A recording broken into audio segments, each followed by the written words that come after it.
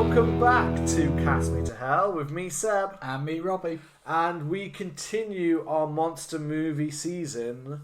Last week doing The Wolfman from 1942. Is that right? Yes, I believe so. Or something like that. And this week doing the 2010 Benicio Del Toro, or Joe Johnson, whatever way you want to say it, The Wolfman.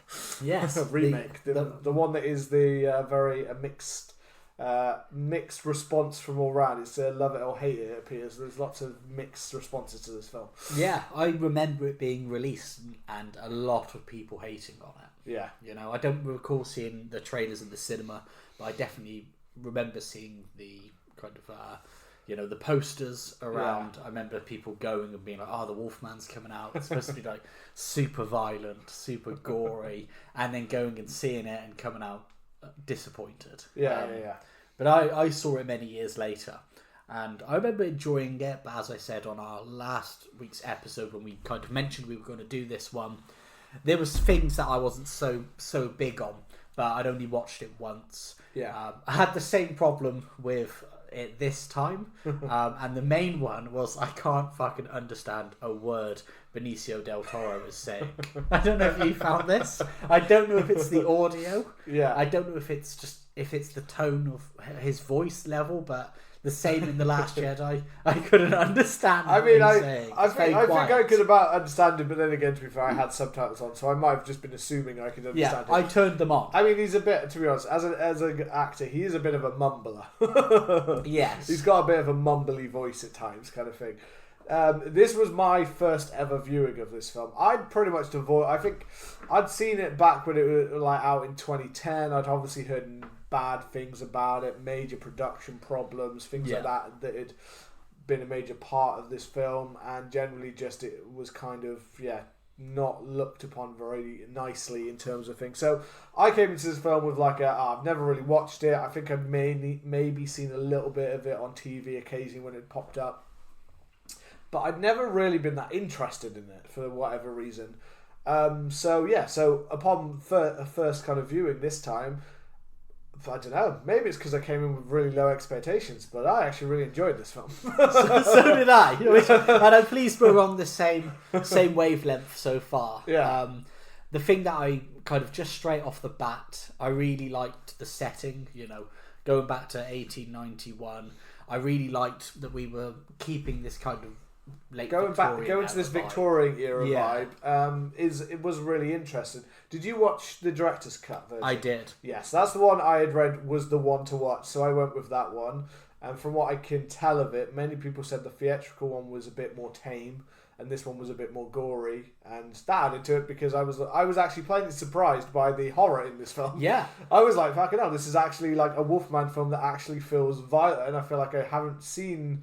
I have seen them, things like other ones, but not ones that are specifically the Wolfman, things like the Howling and stuff like that obviously have like some major gore in it. But this one, for one that's kind of feels more big budgeted, it felt like a Wolfman film that actually got to have like a budget. Yeah, and I feel like we're quite often deprived of Wolfman, werewolf films that are big budget. Like if you look around the time, obviously Van Helsing, which we did cover, I love the werewolves in that. But then we had the kind of scrawny greyhound that was in Prisoner of Azkaban. Yeah. We had werewolves when they were in stuff like Underworld. Underworld was the one I was maybe thinking like of. That kind of weird metal where it used some odd mix. Thing, where it used some weird mix of like practical ones that look. I don't know. I've never watched an Underworld film, by the way. I've only seen clips and scenes of it, and it looks dog shit to me. I've watched the first two, and I remember hearing about the first one. It just looked like this is going to be bad. Someone at a studio went, Resident Evil's doing well. Let's make something identical to Resident Evil, but let's have vampires and werewolves. Or something like that. Whatever it is. It just, I don't know. Every scene I've seen of it, including shots of what the werewolves look like in that practical kind of dog soldierish. They have like some of them, I think they changed it between films, but one of them definitely had one that looked more like a bit dog soldierish kind of thing. They were a little bit like that, if I remember. So I really not nearly as budgeted as this one. Yeah, I liked big budget. I liked the all of the costumes that they were wearing, the kind of era appropriate stuff like Benicio Del Toro's fucking class jacket. Anthony Hopkins won.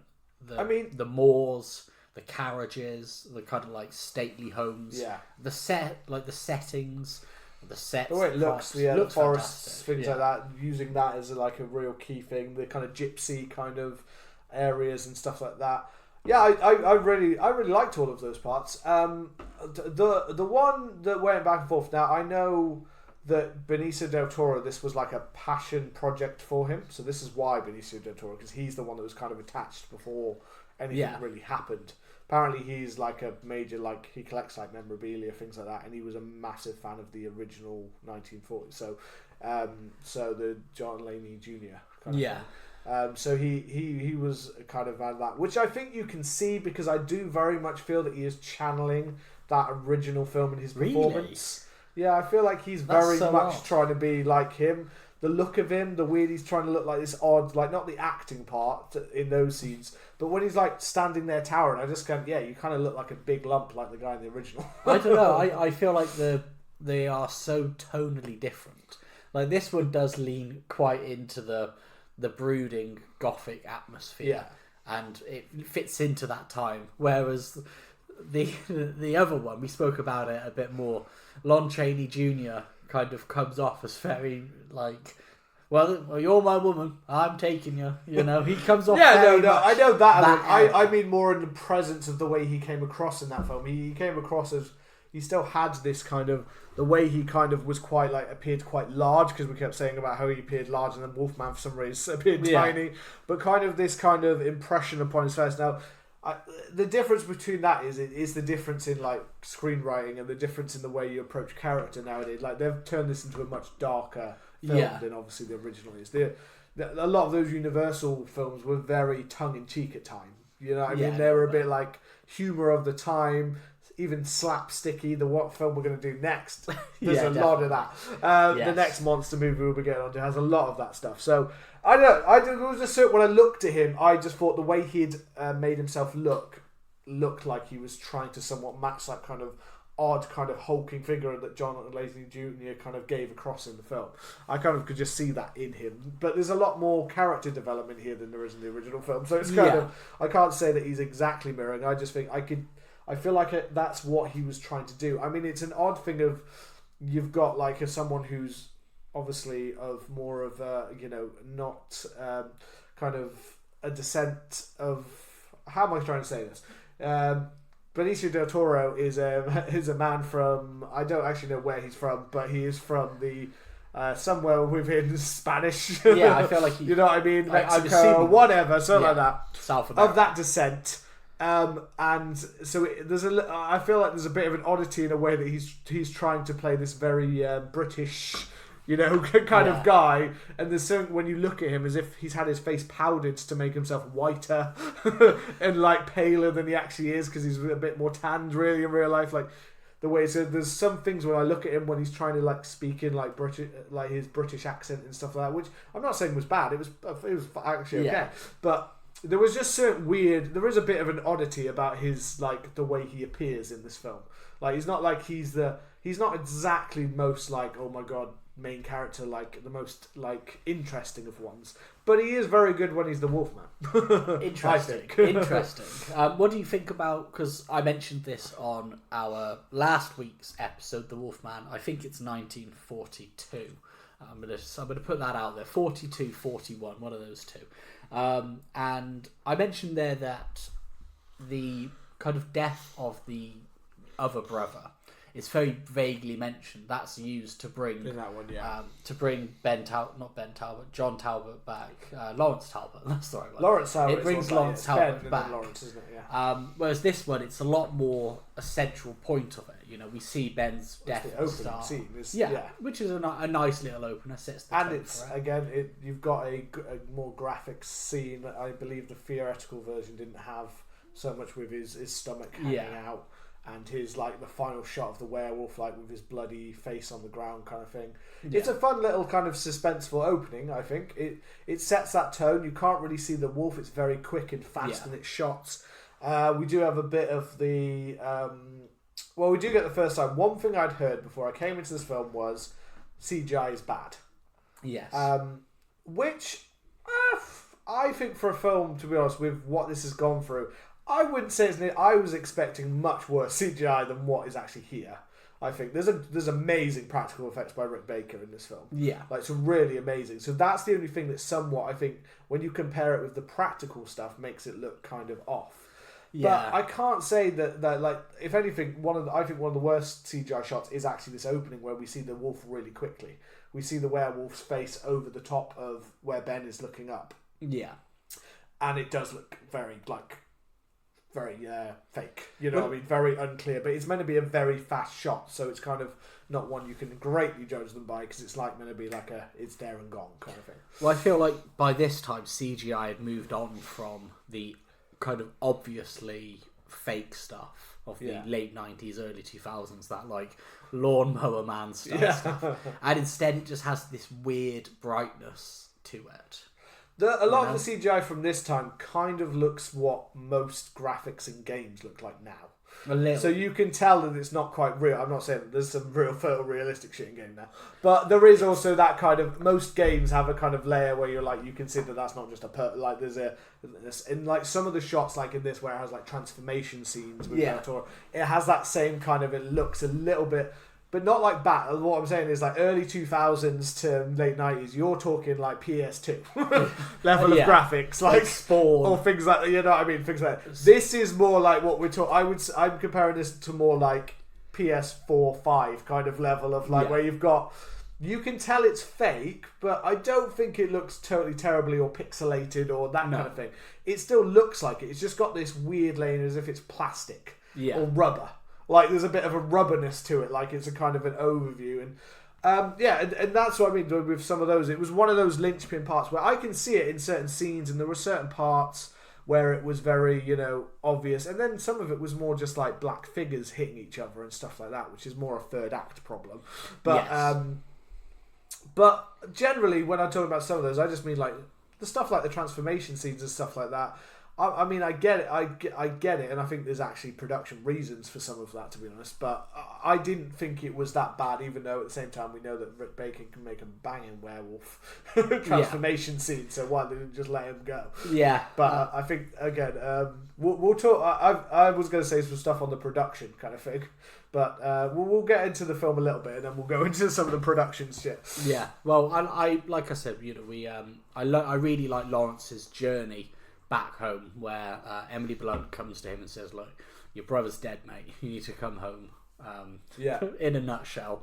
And he sees the very throwback to Bela Lugosi's character on the train, and he gives him the same kind of like same staff that he used to beat the werewolf to death in our last episode.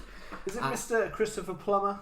Is it? I don't know if it's Plummer or is it? I always mix the two up. It's either it's Max Van Snowden. It's Van Sydow. I mean, Max Van Sydow. I always mix the two up. They look very similar if you compare them face by face.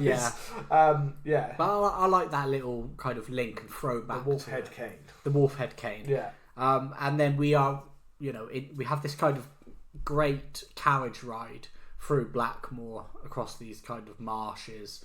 This kind of like moors. I really like the way that this film is shot. I think the whole look of the Victorian era is really well done. It's great. It really looks really good. It is a perfect setting. I think this is the perfect for a Wolfman movie. This is the perfect kind of setting. I think it just matches up any of the Universal. They should have done a universe where it's all set in Victorian England, to be honest, because it's the best setting for all of it and it's the most interesting. Although at the same time, I would say that you could definitely take this Wolfman film and the Stephen Sommers Mummy film, and I could definitely see Rick O'Connell in this same universe. Yeah, definitely. They do kind of marry up a little bit. However, later on, Mr. Hugo Weaving or something appears as a new Wolfman. I do love Mr. Hugo against Mr. Brendan Fraser. Yeah. What do you think about his reunion with his estranged father, Sir John, Mr. Anthony Hopkins? Mr. Anthony Hopkins. Who is wearing an absolute class robe. You know, he's this hunter. We've upgraded from a Nubian servant to a Sikh manservant. Yes, we have. So we're moving in the right direction a little bit. I think so. I think we're moving in the right direction. Nubian servant, that was the mummy. I was going to say yes. because I thought the same. I was like, wait a second. I was like, no, I'm mixing up my monster movies now. Yes, the Mummy original had the Nubian servant, and now the Wolfman has the Sikh manservant, which I think is a bit better. I believe so. I'm not sure. I wasn't sure he was meant to be a manservant. Is he not meant to? I thought he was like more like a friend of him kind of thing. Yeah, he specifically calls him a Sikh manservant because I thought I have to bring this up. I have to address yes, it. okay. that makes a difference. Because I was going to say that obviously because him being like a man of like almost of wealth and almost war kind of thing, I thought it's more as in I thought they were more friends because obviously Sikhs within that time were obviously could be part of battles and wars and around the time. But no, he's his manservant. He's his manservant. They were friends on the battlefield, and then when they got home, he was like, "Now you're my slave. You're manservant. Manservant, slave. Manservant, potential lover, maybe. He's been in that, he's been alone for 25 years. Yeah. He has a lovely beard, handsome man. Yes. I like the character of Mr. Singh. I thought he was a good little. He gets some good scenes. He is the little bit at times of the one like when talking about like curses and stuff like that. He's kind of an exposition kind of guy as well, but he's got an interesting part to play, I think, in the role. Mr. Anthony Hopkins. Mr. Anthony Hopkins. So yeah, I mean, it's Mr. Anthony Hopkins. I mean, he does a lot of roles. He doesn't always put his full into those roles. I think sometimes he just kind of appears. He's like, I'm Anthony Hopkins. I'm going to play Anthony Hopkins, and that's all I'm going to do. Yeah. I think he's all right in this. This is obviously a contrast from the original film when, although there's a kind of mention of it, mainly the father and son didn't really have that much of a problem relationship, and now it's kind of a central theme of this film. But it's kind of also not. This is definitely one of those bits that I think is definitely a reshot, or parts of it a reshot. One, because Anthony Hopkins' hair changes from the first two things to the third part when he had this crazy hair, and then by the third one he's got proper slicked back. Yeah, it's all slicked back. And it looks like he's definitely had a completely different head, and they're like, no one cares. Nobody's gonna know. Or at least with this film, it's like, who cares anymore? Yeah, we need to get it out. I think so his kind of part in the role, this whole part that we get with him appearing with the brothers missing and him kind of telling it doesn't matter because your brother's already. We found him in a ditch 2 days ago, kind of thing. So you don't have to worry about this kind of thing. Obviously, we get this, that they are kind of very fractured. And Daddy already comes across as kind of he's not really a maternal man. No. He doesn't really care that much for what his son does, kind of thing. So, I don't know. I like him in the film, in his scenes and stuff like that. I mean, I think most of my stuff comes from the third act, to be honest, for him. Yeah, I agree with you on that. I feel like it is the third act that kind of has a bit of a fumbling point, where it also feels like it's also, you can almost tell that they're almost stuffing in extra stuff just for the sake of it, because it kind of has an ending that works, and then also shoves in like a third act fight scene just for the hell of it. Yeah, it's very odd. It feels a bit fit. Not that his arc in this film is obviously played from the beginning. We get little ideas of what happened with their mother. Like they talk about her like mental health, and people called her insane and things like that. Yeah. And we get this idea that the dad you already get the inkling that Dad may have had something part of that. And it's not long before we get the fantasy fastback scenes of him imagining him and the boy and seeing his father with his mother and the blade in his hand. Well, before that, you get the scene that I really liked when he goes to the pub. Oh yeah, I really like that whole set of this very kind of like small town tavern. Yeah. Well, I believe it was because I feel like Del Toro had a kind of a big, somewhat part in his views on this film. That's part of why you've got like Rick Baker as the special effects, and apparently his main ones were the original Wolfman and the American Werewolf in London, which is obvious from the scene. Because it felt so it felt so American Werewolf. When he pipes up and they all a group of Englishmen talking about what they're up to and what did Ben get up to? He was probably with some whores. Yeah, he's with some gypsy whore. Yeah. It was the bear that killed them, that sort of thing. And then onto his mum. And then the guy pipes up about, the werewolf. And the same thing happened 25 years ago. And he saw like this body, and it could only be done by like an animal. Yeah, it's really interesting. It must be like a circus bear. It must be a circus bear. Yeah, it's great. I like the scene. It's big, and you've got. I liked Benicio Del Toro's in this scene because he's got this kind of where he is obviously like just having drinks and just drowning his sorrows and stuff like that. But you've got a kind of there's a nice burning intensity to the way that he's listening, and he's interested because he doesn't know what's happening, and you're getting all that mainly just from his looks. See, I got it, not that he was drowning his sorrows. Yeah. I got it very much that he was going there under the impression that nobody would know who he is. To find out about and that they're going to talk about it, Because he, like you said... he was having some drinks at the same time. He's slowly sipping, but there is that intensity. He's watching all the conversations, Yeah. And that was my interpretation. I like the way he smashes a glass against the wall, but that's not what causes anyone to react in that bar. Yeah. No one in that pub. He smashes that glass against the fireplace, and nobody winks. And then when he starts talking, finally, like, oh, this guy. it was just a weird like moment. I was there like watching like. That's really weird for someone to like smash something against the wall and no one in the pub looked. Or nobody in the pub to go, way! Yeah. It's just such a common occurrence for things to break like that in the pub. Yeah, But no, I think it's a really good kind of first act to start building this mythos of what's going on. And there's some interesting characters. The one definitely that is in this film that you can say is let down is females. It's not amazing for females, and Emily Blunt, to be honest, is mainly, I felt, wasted in this film. She hasn't got a lot greatly to do apart from being this woman that's lost, and this woman that is also somewhat of it. Again, we've got that weird kind of my brother is dead, but maybe I can bang you. Well, yes, but I think it's handled better in this one. It's a different time, so it's not just him going, my brother's dead now, so I will take you as my wife. I will take you. No, it's like a slowly build thing, but there's the idea of it without it fully becoming like a full on. There was a point in the film when I was watching, going, I think he's gonna bang her at some point. So it's your brother's wife. Yeah, it's your brother's wife, but he seemed like he's gonna bang her. You're just gonna swoop in. Yeah, it seemed like he was gonna swoop in. Like there was this like kind of moment between them, kind of thing. And it's not that I don't like some of those things. You get. Like, there's that scene later on when he's having, again, the nightmare sequence where she's like the statue and she's talking to him about like the blood that's coming down and those kind of elements and stuff. And she plays into the end. I just generally didn't get much of an impact from her at all in the film, sadly, which Emily Blunt's a good actor, but this is obviously was earlier in her career. Yeah, but I think it comes down to for me, it's another one of the problems I do have with the film is they do this kind of like love story between Emily Blunt and Benicio Del Toro's characters, and it culminates in a very tragic moment, Yeah.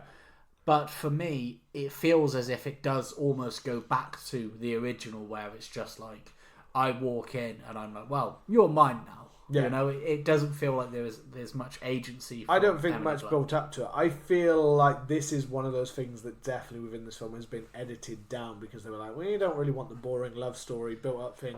We want some action. Of the film. We want some action in this film, kind of thing. Because I feel like they have this. They're supposed to have this connection, and with Lawrence Talbot's story of cutting his own path and going to try and be an actor, leaving the family. Yeah. I feel like what they should have done is they should have had it so that they had like a blossoming relationship, and then he left and she married his brother.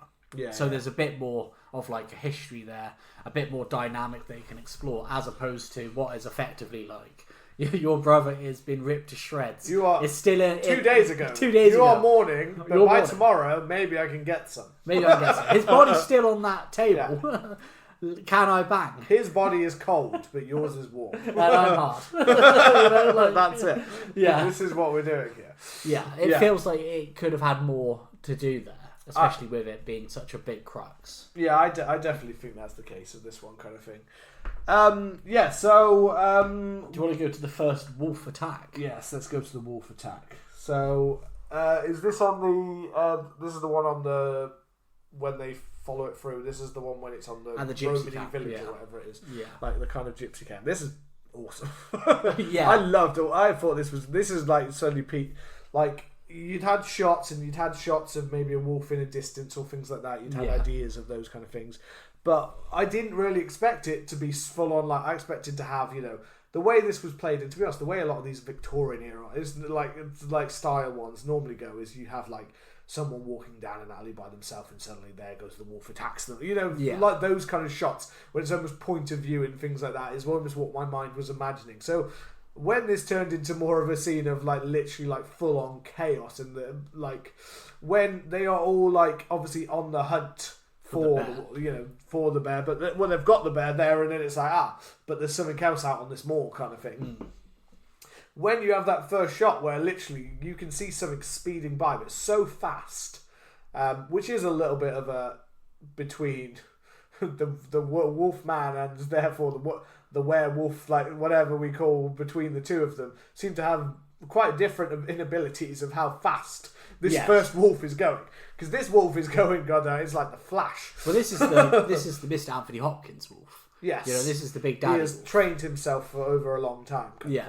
So, but still, when he literally like comes by and you see the first one of the villagers literally, and his back is like he suddenly just drops to the ground, and his back is just torn out with this amazing practical effect of like the spine and stuff like that that's been torn away. It's like fuck, okay, and then it just goes into chaos. Yeah, it just descends, and I really love that. Like you were seeing people just getting like taken out, like somebody's like arm gets ripped off. Yeah, there's a great bit where there's they go to one of the like the caravans.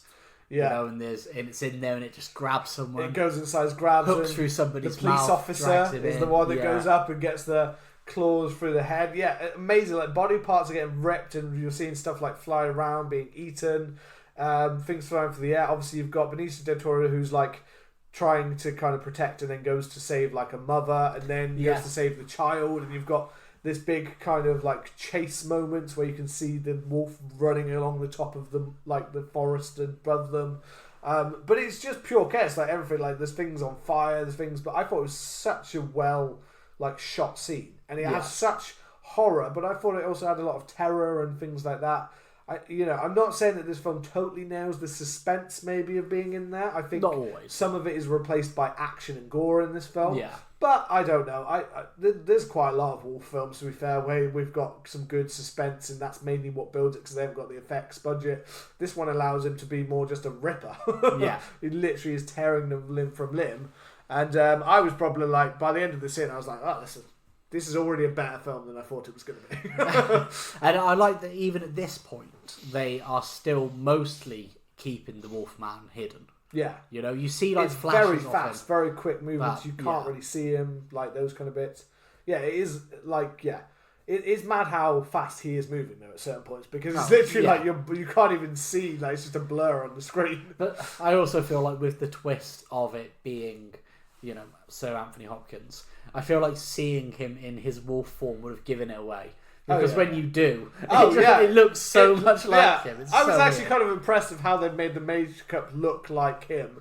Because I'm not entirely convinced that I don't actually believe that Anthony Hopkins would have gone through that process of being in it. So I think someone has moulded his face and then put it on and made it look like a wolf. So I was actually quite impressed by the practical that it's like, you've made it look like Anthony Hopkins' face as a wolf. It really looks like Anthony Hopkins. Almost a little bit to the level where you're like, it's not quite looking like it's like too weird, I guess. But it's almost on that line of does it look a little bit? It's a little weird. It looks a bit like an odd werewolf at times.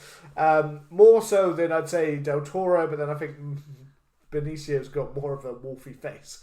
He looks like a man who should be naturally hairy. He does, doesn't he? He does. He generally looks like if you allowed him to grow out a beard for like a week, he would be full on hair, head to toe. Yeah. He would be a wolf. Whereas Anthony Hopkins looks as if he wouldn't be able to grow much body hair, you know? He just, I don't know. Let's think about it. He's more of a mole man. Yeah, more smooth than anything. It's tough. But it's a great scene, you know, Yeah. and I feel like they do trade off some of the suspense for some spectacle at times, you know. Some of which the I don't suspense think of is a like bad those wood scenes and stuff like that you maybe expected there to be. There are some, but you expect to be more kind of like through the woods and stuff like that. Of when's it going to pop out? And I feel like that's not used that much in this film, which is what I expected a bit more of. But again, pretty much in the original film, we mainly just see the Wolfman walking around, kind of prancing around. So you know, Yeah. so it's not it's not really like.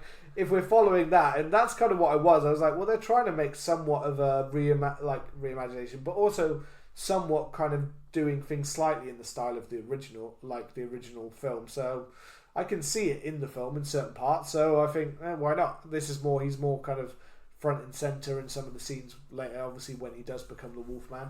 Yeah. So that kind of gets away more of that ability to have those suspenseful scenes if you're following that character. Obviously, we've got the Hopkins wolf as well, but it's a really good kind of scene to bring us into Lawrence's kind of contracting lycanthropy and introducing the next act of the film. Well, they go by the stones, obviously following the boy, and then obviously tries to fight him off and goes through and kind of goes into the woods, but gets so badly like attacked and bitten into before they're able to scare him. Basically, a whole bunch of villagers appear at the same time to make him go away, get rid of the wolf. And we get the same kind of, I guess, a similar kind of thing of a nightmare kind of sequence into kind of the whole how is your neck healed like that? And also, this is the bit that is a little like, I don't want to say eye roll, but you know, the gypsies attending him, and they say like, no, like we can't kill him, only a loved one can. Yeah. And I'm like, so Emily Blunt. There's like no one else. Yeah. Anthony Hopkins doesn't have you. Mr. Singh? He don't really know you. You know, and I was a bit like, okay, so like I see where they're going with this. Yes. Very early. Again, as we said, it's kind of one of those, because it doesn't feel like it's built up enough to be like she loves you, when it was like she didn't know who you were like 5 days ago. Yeah. She had no fucking clue who you were, and then you were an asshole to her, and then you came back, and then she still, I'm still not even certain she even likes you. So love is a. So maybe nobody can kill him. Yeah, you know? Nobody can kill you. He is unlovable. He is an unlovable man. Yeah. And then we get the feverish dreams, and then in comes, you know, Mr. Hugo Weaving. Yes. Who I remember dying really early into this film. We'll talk about it when we get to it. I seem to remember him being in it for like 10 minutes. Oh. And at the time thinking like, that's all they did with fucking Elrond, you know? But Neo. They do. He's in it for most of the film. Yeah. Agent Smith. He kind of comes and goes, to be fair, though. I felt like he was very sporadically in it. I thought he was great, you know, as Detective Francis Aberline. And I was thinking to myself, like, where have I heard that name before? You know, and then they mentioned the Jack the Ripper cases. Yeah. Which I was like, I'm pretty sure he did do it. He was involved. I always find it funny when they do it. Maybe he was, yeah. It may have been him. Yes. It's with his character in there. I think, just so while we regather our mind, I'll go into the kind of, I'm going to talk about the production stuff for a minute.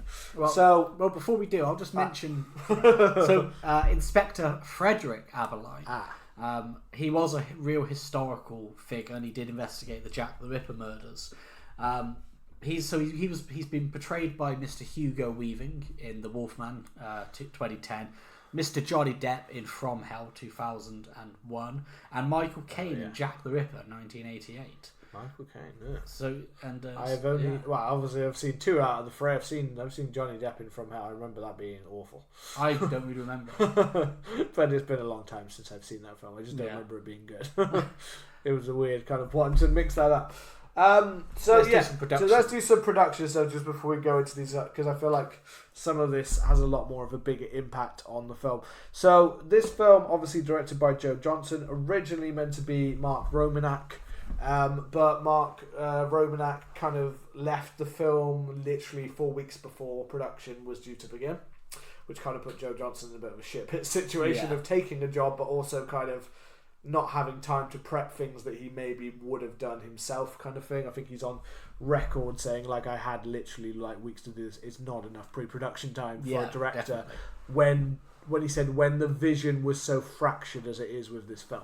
So and it does kind of read into this film. So it kind of had a thing of, this was a film that was meant to have $100 million budget, and then it was meant to it was done in the UK, so it would have got like a tax budget, so it would have only come in about 85 million kind of thing. Yeah. Which again, some people might have said for a Wolfman film was still kind of a high budget, to be honest. Yeah, still of the time. But they were betting on that this could do okay. And to be fair, if it had stuck at that budget, it would have done okay, because it still made like 142 million pounds. So it actually did pretty well, just not for the budget of how it ballooned. Yeah. Because of the production problems. So this film obviously is released in 2010. This film was written in 2007, production in 2008, meant to be released in 2008, never made it, had to be reworked, re-edited, and then went for 2009, then had to be reworked, re-edited again to finally make it to 2010. So you're talking 3 years, and then the problem also was 2007, writer's strike. So they'd written a script and they couldn't change the script because they weren't allowed to because of the rules within the WGA union. So for a long time they had to start production on all of these things. I believe that Mark Romanek wanted to make much more, less of an action-y horror film and more of a Wolfman film that was much more about, I'd say what I believe is more of the Anthony Hopkins father conflict and the Emily Blunt thing. Not so certain of whether Anthony Hopkins in that version would have been the wolf kind of thing, or whether it would have been just more of a part of the story. So more focus on Del Toro's being that wolf kind of thing and all that kind of element of it. But the Universal execs were like, well, no, we're making a film for this much, we want more action. So they pushed on them to put more action into the film. Which is why we've got certain more action-packed kind of scenes, which is, I don't think is for the worst. But I also believe that's why we've got a third act that has a weird action part of it that I don't feel fits with necessarily the tone of some of the rest of the film. I think that's kind of part of that thing. I think, and that also relates to the CGI. So the CGI in the film was mainly because they just didn't have enough time to prep the stuff that they wanted to show. So they didn't have enough time to make. Some of the stuff was already planned and therefore had already made production stuff. So again, the action scene in the obviously with the gypsy kind of area, that was all very practical, mainly all practical. So therefore, that's kind of must have been pre-planned. But a lot of the scenes that have CGI or maybe practical but not so like high, I'd say again that third act fight doesn't have practical stuff that's so like out there. Whereas that also is the transformation scene, which we'll get to in a minute. But that being fully CGI is because it was the only way. Joe Johnston said, I can only do this with CGI at this point. We've got no choice. We're going to have to do it CGI. So they had no time to really think about how to make that interesting. They were like, we're just going to have to use Del Toro's performance and then we're going to have to build around him kind of thing. Which is why the CGI doesn't look perfect in that scene. I think for those kind of parts. So that was some of those kind of production stuff. And there's a whole bunch of other kind of problems with it. You know, I feel like the original director was pretty much pushed out from the sounds of it. They brought Joe Johnston on. Joe Johnston said that this is the only time in his career where he did it purely based on money because he was kind of in a bit of a lull at the time. So he took it going, okay, I'll do it. And he said that's the only time he's done it for money, and it was like a big regret because by the end it didn't feel like this was his film at all. Because you've got execs cutting it, they'd gone through 2 editors already to kind of try and fix the film. They had Danny Elfman as the composer, then I think they went with someone called John Pilsner, and then they fired him and then brought Danny Elfman back in again because apparently they had Paul Haslinger. Apparently he had more of a kind of slightly electro kind of musical to this. And they were like, no, let's bring Danny Elfman with the orchestral score that you get. Where it's pretty good. The fact that it then got there and it got all the way to February 2010 before it got released to free. For a big budget film like this, is quite odd. You know, for that kind of level to push it around that much. So it finally gets released in 2010, and it does okay. But by this point, the budget's already blown to 150 million and possibly even more. And the chances of it getting a bit balanced and breaking even are probably already gone. Kind of thing. And it didn't. It got 142 million and it got 150. 142 million for this film is good. Like, that would have been good for a horror film, you know, at the time. That would have been a good win if they hadn't have blown it that high, kind of thing. Whether the box office was helped by just the pure chatter of people going like, you've almost got to see this because it's a mess, kind of thing. But a lot of people over time have been a lot kinder to this film now, as often happens. I think at the time this was blown as this big. There's so many production problems. This is a mess. This isn't what it should have been. Things like that. And it's not that there is tonal problems in this film. And you can tell it. And you can tell that some stuff is being added. Some stuff doesn't really work with the overall idea from the beginning to the end of the film. There's some stuff that generally is just not working. But, again, I think, as we've gone so far, I think it does work more than it maybe once was. It's not. I've seen films that are production messes before, and this is not nearly as bad as some of those ones that like fucking that's been cut. You know, like that's obviously been added in, or that person's dead, aren't they? They're just back. They're just there, like for one for shot. The rest of the film, you're just showing the back of their head because they've been dead for a lot. They've been dead. They could do that. Like there are some production like films where they like are such a mess that you're like, I can tell this was a mess because they obviously from one bit to the other. But this one does have some added in bits that just you can kind of tell where the Universal execs going, this needs to be we want an action film, not a horror film. And no, we want a horror film. Like no one can decide what they want to do. Yeah, but I think yes, trading some of the suspense and looking for action. I think it mostly does pay off. They're the kind of maybe 3 main action scenes, I'd say, and I feel like 2 of them are great, and then it's just the end, which is a bit of a fucking wet fart, And it's just a bit of a different, it's a bit totally out there. It's also kind of, we've said this before with like certain ones, which is I feel like it was. Again, if this, and it is believed that this is mainly due to the Universal executives at the time pushing for an advert action scene. Yeah. That this is a case of the early 2000s that we talked about before. We talked about it with Abigail. Yes. A very modern film that had a very good first and second, and then in the third act decided to become like Blade or something. Yeah. Like suddenly decided to become like a third act showdown, fight down with villain monsters, and you're just like, are we in the early 2000s now? Like what? This now feels like we're going into that Resident Evil Underworld. You know what I mean? Like or Blade or something like that kind of. We've built up a kind of interesting story for the first 2 acts, and now we're just going to throw out the window for action scenes in the final thing. But then, as I said, this one's got the oddness of it feels like it's still got somewhat of what the original ending was meant to be, but that just stands out in the middle of what happens in this third act. It does. Let's go. I think obviously we have several scenes. I do like one bit is of it being Victorian era. We get all of these scenes of him basically going to a doctor and him being put through all of those weird kind of historic kind of putting him in ice baths, putting on that, electrocuting him, things like that. All the different like medieval almost at times like things that they did to his body to try and like cause a reaction out of him. Well, he has this transformation before that. He has a first.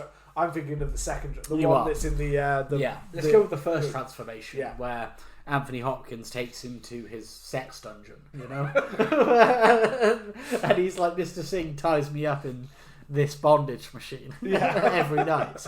And there is the great shot where Anthony Hopkins shows him the weird contraption he's got that he locks himself in so he doesn't wolf out. Yeah. And then as he kind of pushes Lawrence outside and closes the door, he kind of walks through the shadows and you see like the hunter's eyes that he has. It's a cool little thing. Yeah. And then we get kind of Benicio's shapeshift, and it does pay homage a little bit to the original one where he's kind of slowly walking and you see his legs morph into like the greyhound legs. This is the better one because this is the less CGI one. This is the one that feels like you only see more parts of the body that are changing than like one whole like feet up to face kind of thing. I feel like I preferred the second one, but we'll get to it when we talk to it. Yeah.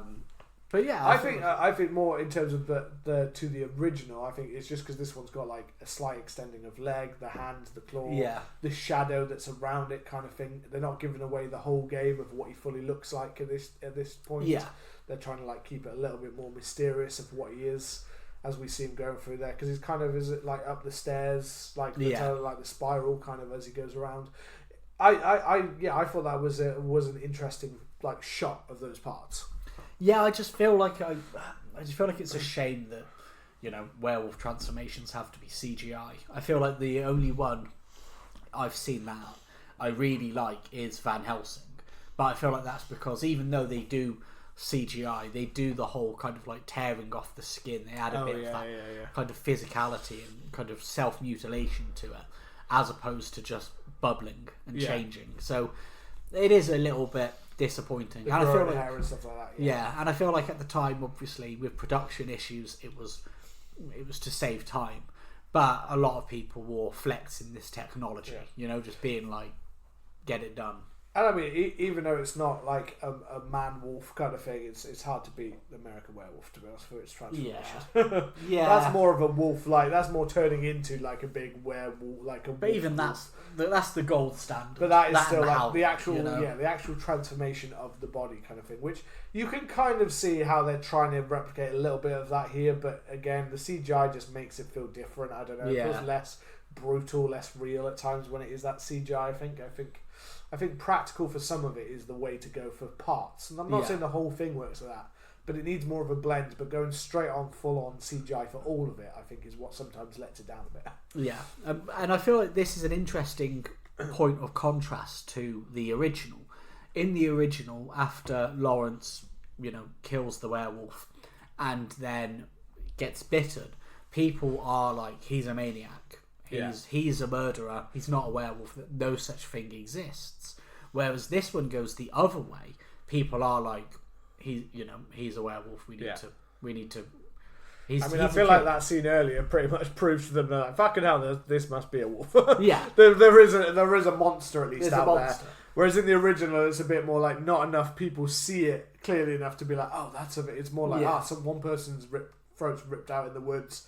Another person, like, it's more like singular, more like that, the guy, the gravedigger. Whereas here, like, it's hard to say when like literally like half of a crowd of people have literally been torn apart. Like, yep, there's definitely something. I'll give you that. But they set a trap for the werewolf, the Wolfman, I should say. And this is the scene where I thought Hugo Weaving died. You know, where somebody gets like with the hunters, where there's the guy who hangs back and he's like got the shotgun. He says, I'll keep an eye from here, whatever. Yeah. And then he just gets whomped from the side. I always thought that was Hugo Weaving for some reason. But I feel like that whole scene's really cool when, you know, they that fall would be into a majorly like, I know it would be like a sudden twist. But I feel like that would be a really unceremonious way to just end his. He was a detective. He's not anymore. No, he's not. And I only introduced you like 10 minutes ago, but you're dead already. And I was convinced that that's what happened to him. But the scene where, you know, they have the pit. And he kind of falls into it. I find that's cool. Rips a dude's arm off. Yeah. Kind of guts him. Drags another in. Then you've got a full on like unlike the last one when it's kind of like he kind of killed, but he kind of killed like maybe at the time like one dude in a gravedigger or whatever. Yeah. You know, like attacked like one or two as the Wolfman. This one is like fucking hell. You're notching up body count fast. Yeah. Racking it up. Man. You're just killing them fast. Like these wolves are killing full on. Yeah, so obviously you've got the idea that he is, and they're very quickly like. I guess the nice part is that they're not like, maybe he could be, maybe he's not. Like, you're being attacked. Like, you've got a little bit of that in the original, obviously, of like he was attacked and now he's that, and like could he have something to do with it, or he seems to be mysteriously close to like when these appearances are happening within the original, whereas. Here, I mean, he's a suspect pretty fast because, like, well, you were attacked. And we know that you are that. We're going to come for you. And then, so you've got a little bit kind of before that, kind of into that, like, where you've got the whole building towards what I mentioned before about them going through a load of tests on him, basically. Which I love is that kind of era's medicine. They're like, this guy has a serious psychiatric order. Let's dunk him in ice cold water. Yes. And electrocute him. Yeah. And give him injections. Let's beat the shit out of him for 24 hours, and if he's still psychotic, we'll beat him for another 24 hours. We'll beat it out. You've got a cough. Let's put some leeches down your throat and just see what happens. Yeah. It literally just sounds like it's just like... doing whatever. It's like if you go into a doctor's office at the time, it would be like, I've got a really bad stomach. I've got a stick. Beat you. Do you still feel bad? Yes. I'll keep beating you. Yeah. Do you feel better now? I'll stop beating you. Yeah. Maybe I'll beat you a bit more. Yeah, it's a very, very interesting approach to mental health care. It literally, like, it's as close to, like, they're going for all those pain strategies. It's literally, because even things like, what was it, like, they do things like, the old, things like Japanese, like, under your fingernails, any pain that they can kind of do for you. It literally was on the point of barbarism, though, where it's literally like, I'll just start cutting bits off. It literally was like, you said your nose hurts. Well, I've removed it. That'll do. Now it can't hurt anymore. And I put salt and lemon juice on the wound. Now it won't Keep applying that for the next year, and come back to us if you live. You'll be fine.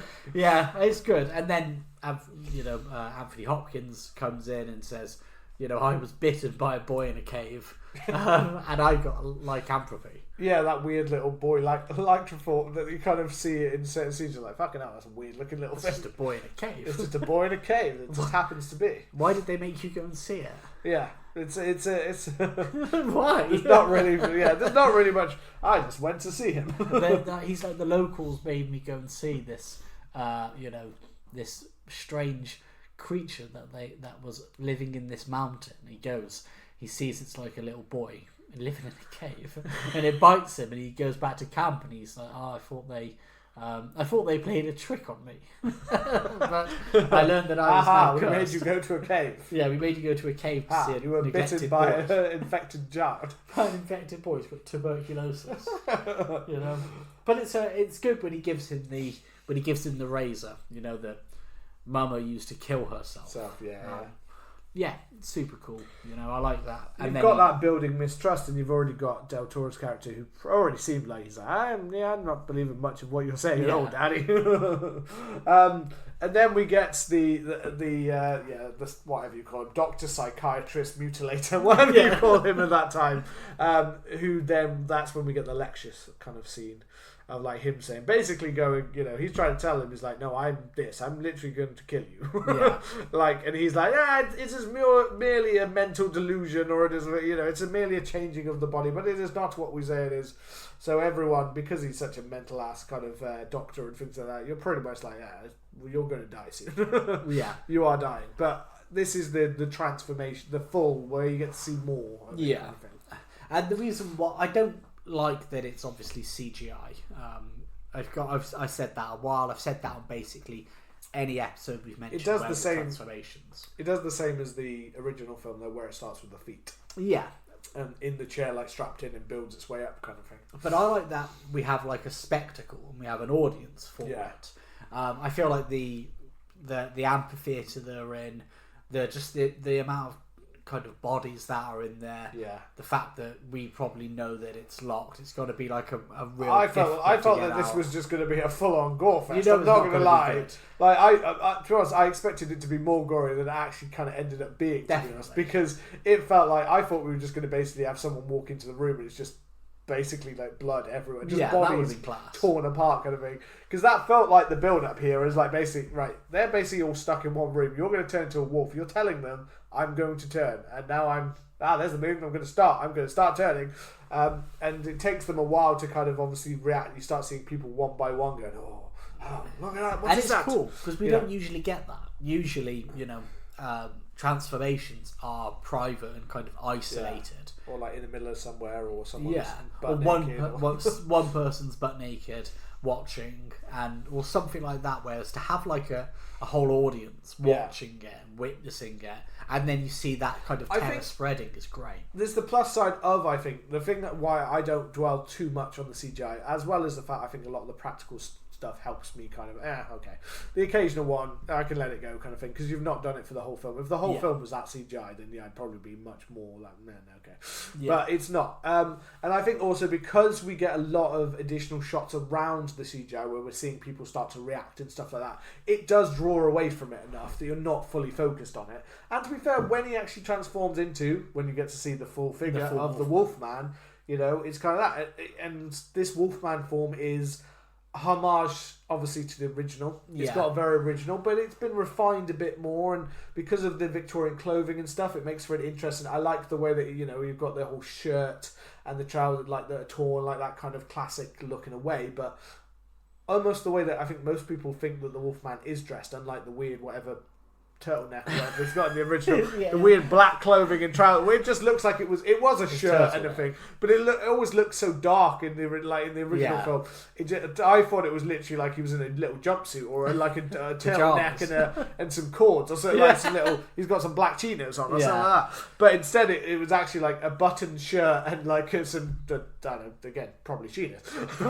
But it was odd in that one. Whereas this one just looks, because it's obviously like you've got like the waistcoat's been destroyed, the shirt, but it looks kind of awesome with the body around it. And I liked the makeup in this. I liked the way he looks. I'm still undecided. I think because I like the kind of the classic image of like the more wolf than man. Yeah. Whereas I get that it's a homage, and it does look better than the original with the weird like little fro he has. Yeah. I just feel like I struggle with it a little bit because it does almost look a little bit like when Hermione Granger turned into a cat, It's kind of like a little bit like that. I get that, but I do firmly believe that there's a werewolf and then there's Wolfman. Yeah, I will. And I think Wolfman should look like a Wolfman. It should be a hybrid, not when it turns into a full-on like American Werewolf in London or a full-on werewolf standing on four legs, like it just looks like a wolf on four legs. Then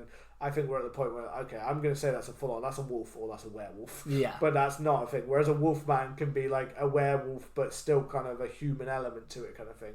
I think that's what makes for me like the difference between a standard werewolf film and a Wolfman film. And I think that's a distinction to have, is to not just turn them into a big ass wolf like Twilight or something like that, and just turn it into a big ass wolf. Yeah, the big wolf isn't great. Yeah, because it's not really full on like you didn't turn into a werewolf. You just turned into a wolf. Yeah, I'm not a fan of it. There's not kind of that. Like, you're just a wolf. But the scene where you have the power to turn into a wolf. It's not nearly as cool as turning into a... I don't know why that's any different than turning into a werewolf, but turning into a giant wolf is not the same as turning into, like, this kind of animalistic, four-legged, kind of, like, standing on two legs or so kind of creature. Or four legs in, American Werewolf in London. But at least the one in American Werewolf in London still looks like some weird, like, more monsterish than just a wolf kind of thing. The thing with a wolf is that some people could confuse it for like a husky, and then you're just a person who can turn into a dog. Yeah, you just turn into a dog. Which is really there you go. Dog man. Dog man. Like, you are now dog man. Well done. I can turn into a dog. You can play Red Rocket. I can shit in someone's garden, so I get the satisfaction of somebody else picking up my share. Yeah. And I get to eat the food.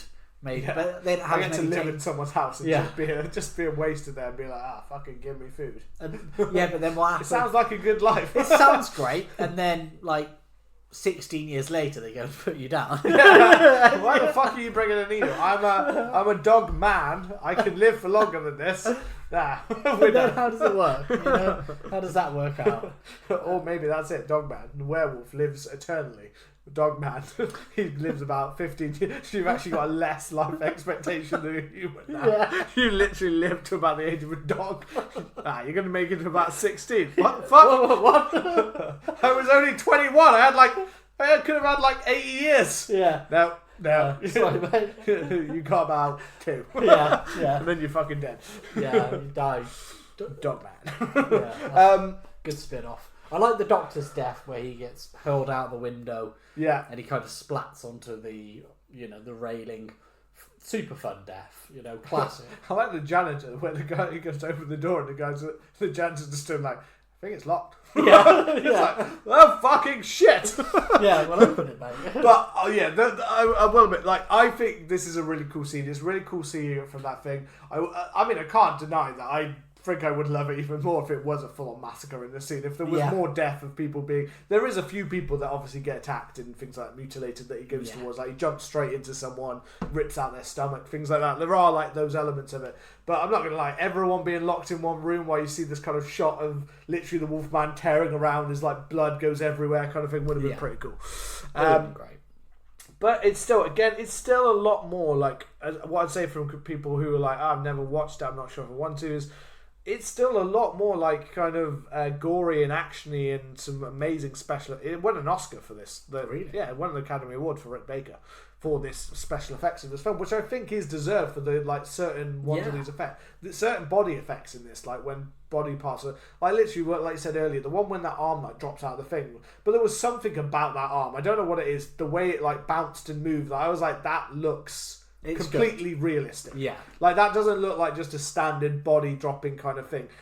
There's even something about the way that they've made it so that it falls in a certain way. So the fingers drop that you think, yeah, that looks like flesh that's just dropped on the ground, not just plastic. You know what I mean? And a lot of these shots of these body parts being ripped or backs ripped out, things like, you look at it and you go, I would completely believe that's a person, like, ripped on the ground. Including what we did mention earlier is when he goes to see Ben's body. Yes. And you only get a quick shot of it. But I'm drinking a beer and just having that. So there you go. But it's enjoy just torn and eaten at. Yeah, it literally looks like you've got like the bone and some flesh remaining kind of thing. It kind of looks a little bit, again, American Horror when he's like broken in the Jack's cinema friend, when he is fully like basically that now. So I really like that. And then obviously what we also get, and I think this is really cool, I know it's like an action shot, but seeing the Wolfman going on the roof of Victorian England and going across the rooftop, I thought was an awesome shot. And seeing the carriages going around. Yeah, and I also didn't think the CGI looked like, it's CGI in parts, but I didn't think it was terrible for the time. It wasn't terrible, but it was kind of weightless and noticeable. Yeah, if that makes sense. I mean, it's hard, like some of it, because it's not all things. No, some of it is some of the costume. Some of it is a man jumping on a rope, but then there's the bits when he like lunges across a giant roof and suddenly you're like, okay, now I see. Yeah, and when he switches between kind of running upright to, kind of on all fours. Yeah. It's a little bit weird, but I like Hugo Weaving giving chase and kind of like shooting at him, rounding up the rest of the boys. The bit with where the early bus kind of goes over. Oh yeah, and then he just kills a man and a woman for no reason. Well, he just lunges into that bus and just fucking kills. It's like, okay, which is fun. This is fun. Like, that's what I mean. This feels very much like, again, like it's not like a wolf man who's got some kind of human like holding him back. This is just a guy who literally is a dog off a leash. Yeah, it's a rabid dog off a leash kind of thing, just fucking hunting whatever it can get to the next thing, which I think adds a nice kind of element to it that taken away. Whereas I think, although you kind of had that in the original, you also got a little bit of an element of he's holding back in some way, like not fully like ravenous kind of thing. Whereas this is a ravenous wolfman. Yeah, but I mean, not quite as much as his father, because his father is. His father loves it. Yeah, his father is like that main cow chewing all that grass. He's always chewing. He loves it, but it's a fun kind of sequence, and then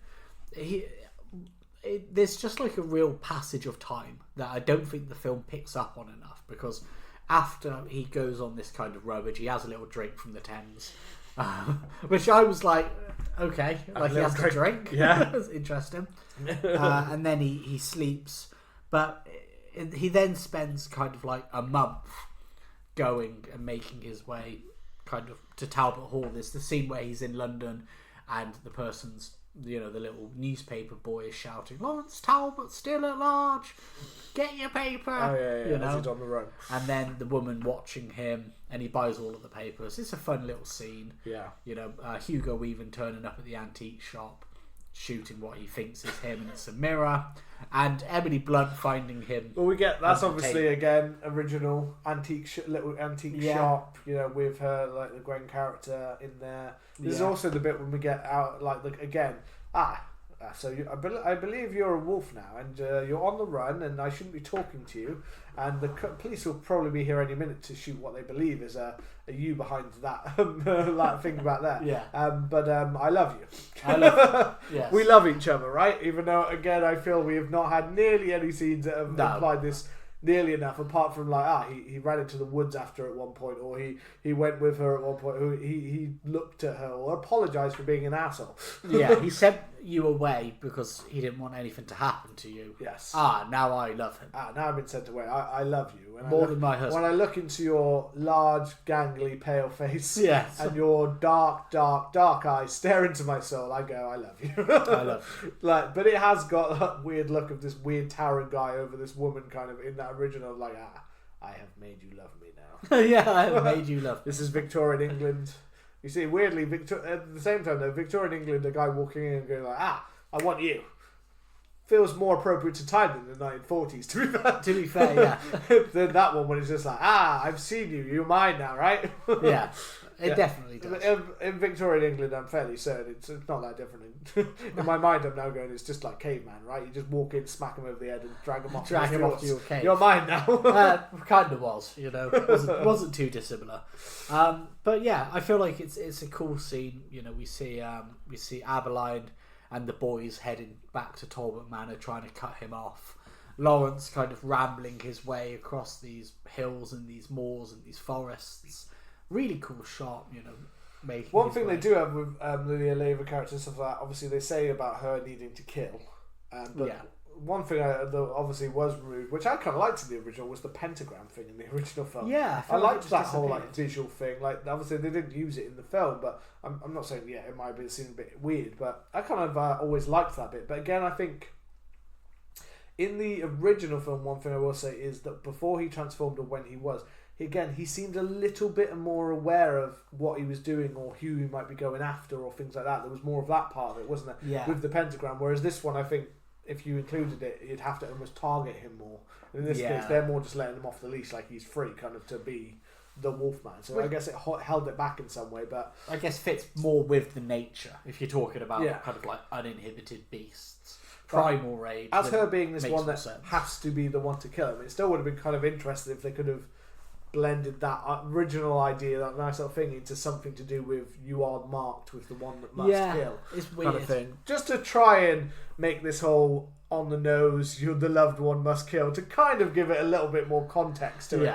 Because it still feels, even when she tells her, it still feels like, but why? But that's not just this. This is also about the love. Why? Like, what? Why would you love him? Why do you love him? Aren't you like 20-something-year-old Emily Blunt? And I'm pretty sure Benicio's already like 40. So. Yeah, and he's an actor in Victorian London, so he's probably got syphilis. It's that, like, again, she's got those scenes and stuff like that, but there's like one scene when you basically just see side boob of Emily Blunt, and it's like, that kind of, like, is like, I don't know why that scene was needed. No. But you're just there nude, which is why, based on that scene, I was like, I feel like Benicio Del Toro was just like, I want to be with that actress. Yes. What do you mean you wanted to star in the film?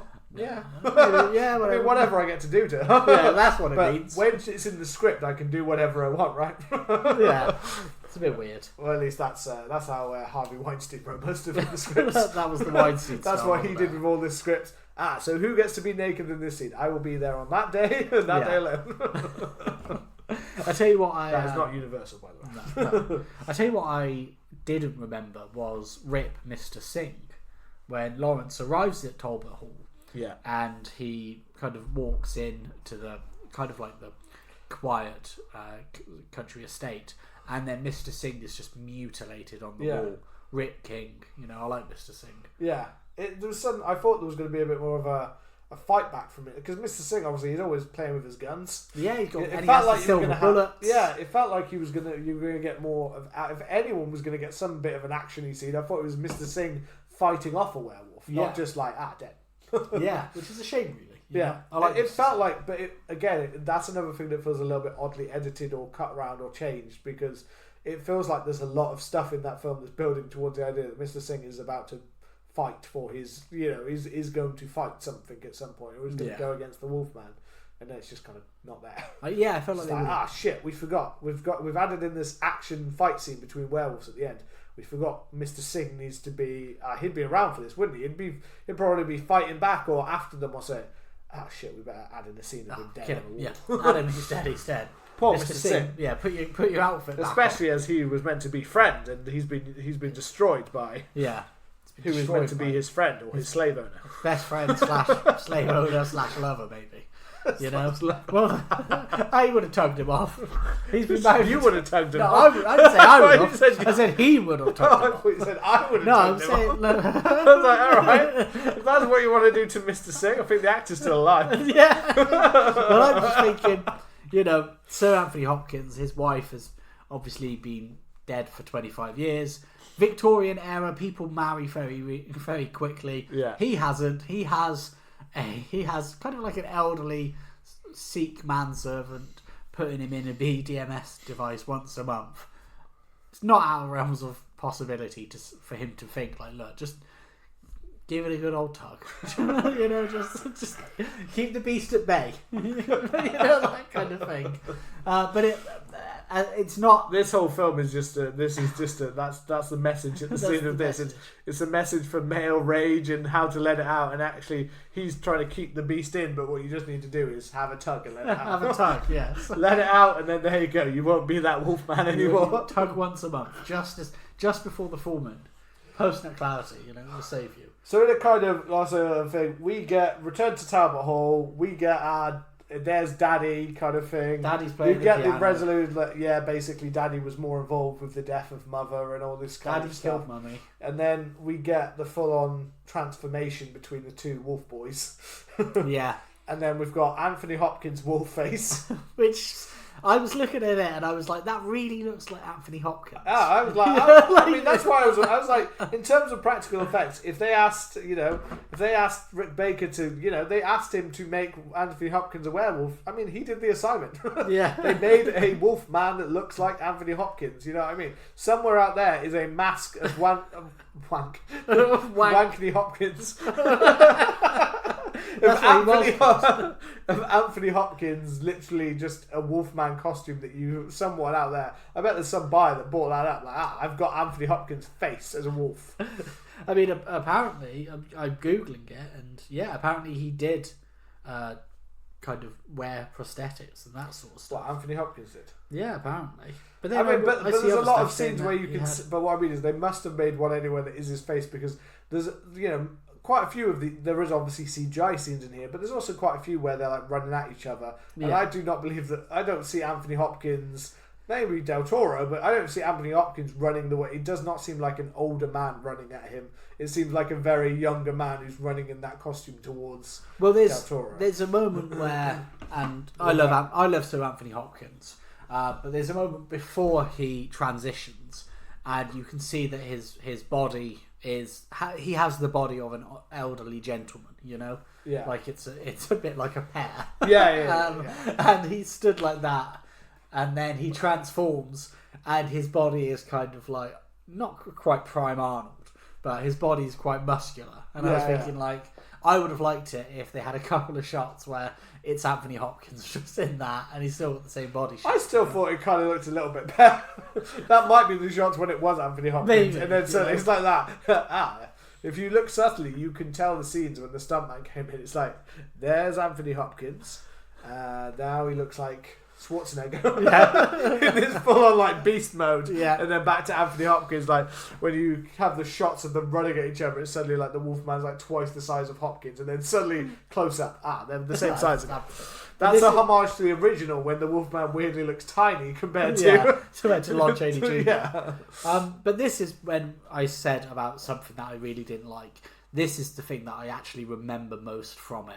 Yeah. Is this battle in a burning building, jumping in the air at each other, hitting each other, feels very like tonally like out. X-Men. It's very X-Men. Yeah, it's like throwing at each other, and it's not the battle isn't necessarily bad. I just think it just tonally it's just one of those things that's I think I generally find it annoying when you've got a period piece horror where you're trying to stick to a certain tone and you just completely, and that's in a lot of horror, like when they take that sudden action kind of scene, and it's like this film just didn't need, like, basically the scene that follows after this with Emily Blunt in the forest feels like it almost naturally if we had a reason why Daddy isn't gone or whatever kind of thing. But I'm just not sure that we needed one final fight down. Like, or even if it was set in a different way, I think there's certain in this which feels like, again, why I think it's a reshot kind of scene on a stage. Like, this is the stage. We're going to shoot them fighting each other here. Maybe. Instead of something more like, Anthony Hopkins, Wolf, not that they can have a fight, but something more appropriate for would have felt like him chasing through the forest after Emily Blunt's character and Del Toro suddenly is a bit more after him, or that kind of thing. Like, I guess they, in a way, there's two wolves they were going to have to in some way battle, or they were going to have to kill Hopkins somehow, kind of thing. They're like, we've got two wolves, they have to fight. To be honest, I would have gone with a revelation, and then I wouldn't have killed Singh, and I would have had Singh kill Hopkins. Potentially, yeah. Shoot him dead. It feels more natural to the story. It feels more built up from what we'd had in the story. I know it's not a big action scene, but it's then led by, obviously, Singh's probably then going to die at the hands of Del Toro because he is so out of control. Because we know he's out of control. Because that's what the wolf is sold like in this film.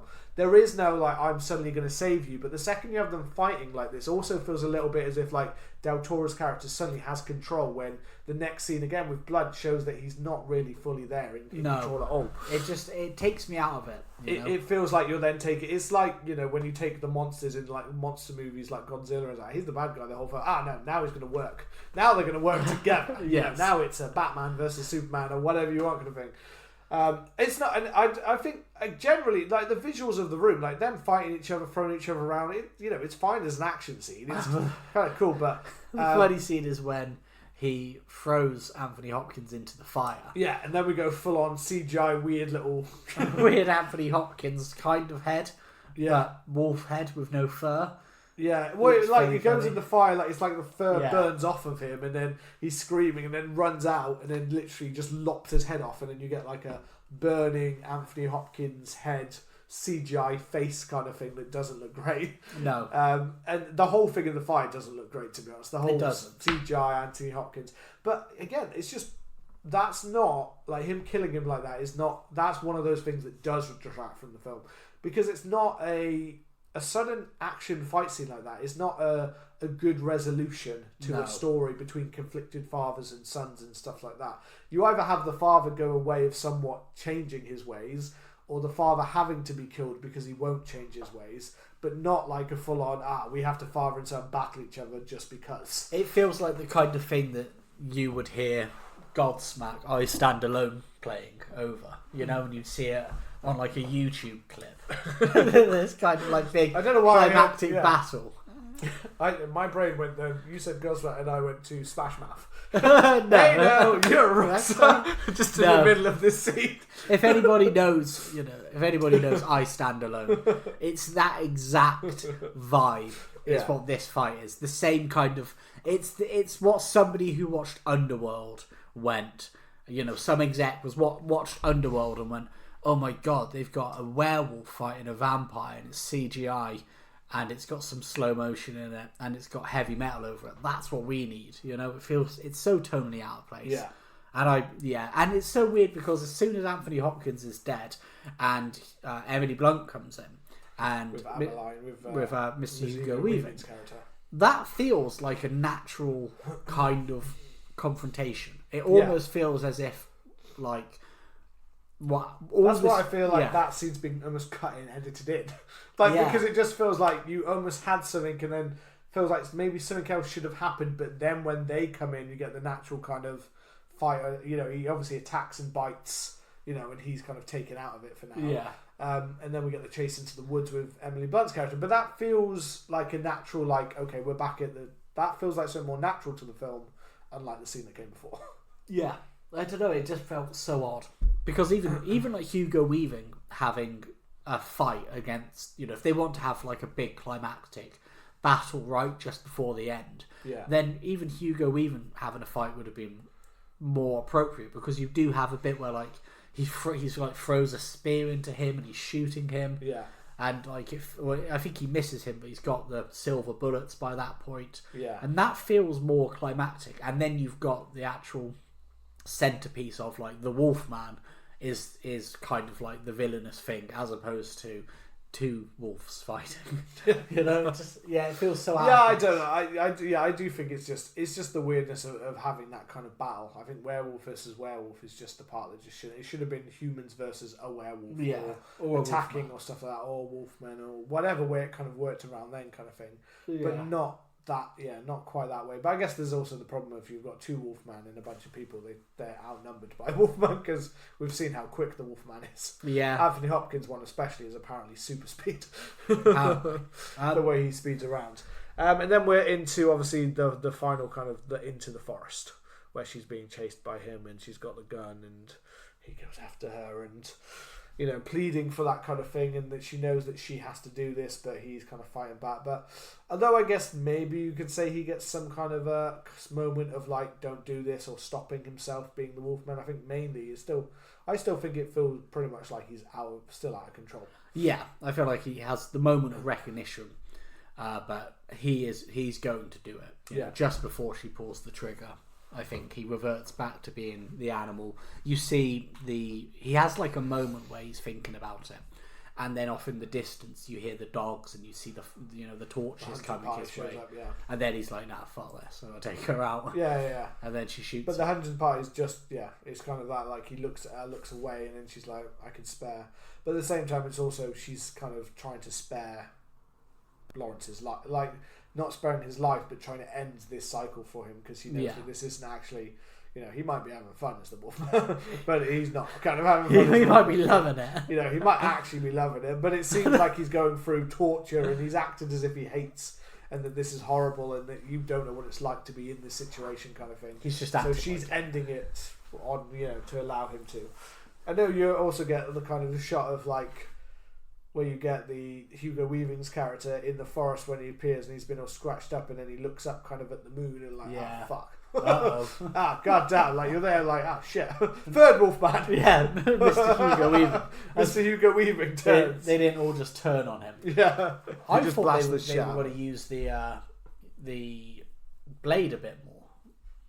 Because Anthony Hopkins, during his fight, he does have the blade, he's got the walking stick, but it's not really in it. Even Hugo Weaving has it at the end as if he's ready to use it on Lawrence, but it never feels like a lost plot point. It feels like maybe it was in it and more originally, and then again, I believe there must have been another part of this third act that has been removed and replaced with reshoots. So it does seem. It feels like that blade might have come into more action. Maybe that's how he died, and maybe that's how Anthony Hopkins' werewolf Danny died. Maybe, but because it just ends with mainly just with as Talbot Hall burns, you hear the werewolf, and that's it, kind of thing at the end. But as I said, I was, to be honest, generally surprised. I would watch this again. I would. I've got problems with that third act part. I kind of wish that part wasn't an element within the film, but not so much that it ruins the rest of it. I wish if more of Rick Baker's amazing practical effects could have been the main focus in this film, then but it's all kind of, for a film that literally sounds like it was literally torn apart and put back together like a Frankenstein's monster many times. I think it's come out as a fairly solid film in the end, really, for what it is, kind of thing. And it's also, as I said, we don't get many werewolf films that are, but this is probably the film that stops them making any more werewolf films that are of that level of, budget, or not going to do that again. But for what it is, I mean, I do think alone just for those scenes where Del Toro turns into a wolf and either gets to stroll around or cause manic like deaths and confusion throughout Victorian London, or the gypsy scene, or even the one when he's in the lecture. Those three scenes alone justify, I think, this being enough. Like, those three scenes alone are enough to each 1, 2, 3 stars. In my mind, like that. To be fair, just that gypsy scene alone, I was like, this is from where we were in that part throughout that whole first act into that scene was like pretty much like, this is a pretty solid first act, to be honest. Like, I'm into this. You can have problems, with some of the characterization, and I'm not saying that they're the most interesting in all of the scenes. I like Hugo Weaving. I think Del Toro is okay as kind of the one saying he's a good actor. He is a good actor, but there's also something that there's a bit of a kind of mumbly feature that we talked about with him. Where it's not, I don't know. he's not always the most charismatic in this film, kind of thing. Apart, I think, you know, I like Anthony Hopkins as well in his scenes. He's quite good at playing the kind of the bad daddy kind of thing. Bad daddy. You know, you know, I have already said I think mainly for the most part, sadly, Emily Blunt is a bit of a, you know, not much to chew on for her really, and mainly it's because the arc is not well done. Yeah, that part. That's one of the weaker parts of the film. The female arc of the film is not great, you know, and the some of the action for little reason kind of thing. But again, as I said before, CGI is not really my biggest problem with the film. No. You know, there's plenty of films out there that got shitty CGI in certain scenes, so there's not enough of it that I'm like, oh, this is this is unwatchable kind of thing, because it's not. Yeah, I seem to remember the CGI being worse, but I definitely think, kind of to summarise, it's nowhere near as bad as I feel like it was received. I feel like it was really maligned when it came out. It's good. It's enjoyable. It's got some beautiful visuals. I like that it's a big budget period piece that's a werewolf film. I don't feel like we get those often. I feel like, having watched the original Wolfman quite recently as well, I like that it fleshes out a good chunk of that story. Yeah. I like that instead of it being, you know, it kind of feels like it's a lot more in the Victorian era when it comes out, as opposed to feeling like it was a bit 1940s. The other one didn't really kind of have a very distinct place of time in terms of the feeling. But yeah, I'm a fan of it. I'll definitely watch it again. Yeah. No, definitely. I'd give it another go as well. I really enjoyed it, and I think I'll be interested in how I feel after more watches, because this was my first time watching. So yeah, and I know a lot of people have probably been put off by originally watching it, but I would recommend people rewatch it, see how the they feel director's about cut. it. The director's cut. Yeah. From what I can tell of the thing, because there's a lot of scenes like that Max von Stone scene that wasn't in the original cut. Not saying that adds loads. But a lot of the fleshing out of character, there are a few scenes. There's about 15-16 minutes added here. So it's enough that makes a difference. And also just generally, if I'm honest, because although it's not the best with suspense, the gore does add a bit of a horror element that makes it more fun. And there are several shots that were not in the theatrical, which is why some people said it was a bit tame and a bit things like that. Although I'm pretty sure that a lot of that gypsy scene was in there. So saying it's tame is a bit, because that seems pretty graphic. Yeah, I don't know, man. But if you have watched The Wolfman, come and let us know your thoughts on it. You can find us on Twitter and Instagram at CMTH Podcast. As always, hit that subscribe button, leave us a lovely review, and we will see you next week. That may or may not be a little hint on our episode next week. Play us out, fellas.